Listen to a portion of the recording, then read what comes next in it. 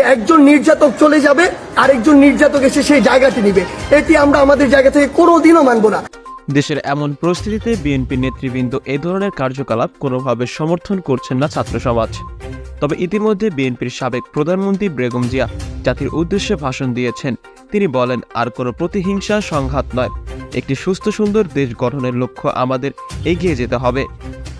দীর্ঘ 15 বছর পর বেগম জিয়া এই ধরনের ভাষণ লক্ষ্য মানুষের হৃদয়ে গেঁথে গিয়েছে।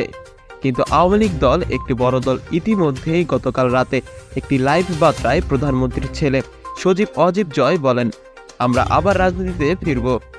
সারা দেশে আমাদের ভাঙচুর হচ্ছে, লুটপাট হচ্ছে, আমাদের শহরের বাইরে আমাদের নেতাকর্মী, আমাদের আওয়ামী লীগের নেতাকর্মীদের উপর হামলা চলছে, অনেকে হত্যা। আওয়ামী লীগ নেতাকর্মীদের প্রতি এ ধরনের অবিচার, নির্যাতন, প্রতিহিংসার কারণে আমরা নতুনভাবে রাজনীতিতে ফিরব।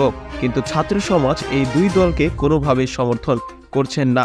ইতিমধ্যে ছাত্র আন্দোলনের প্রধান অধিনায়ক একটি সামাজিক যোগাযোগ মাধ্যমকে জানিয়েছেন, আমরা ডাকাতের হাত থেকে দেশ উদ্ধার করেছি, চোরের হাতে দেওয়ার জন্য নয়। ছাত্র সমাজ চেয়েছে বাংলায় এমন একজন সরকার গঠন হবে যে কিনা শুধুমাত্র বাংলাদেশের উন্নয়নের স্বপ্ন দেখবে এবং বাংলাদেশকে বিশ্বের দরবারে সুন্দরভাবে রিপ্রেজেন্ট করবে।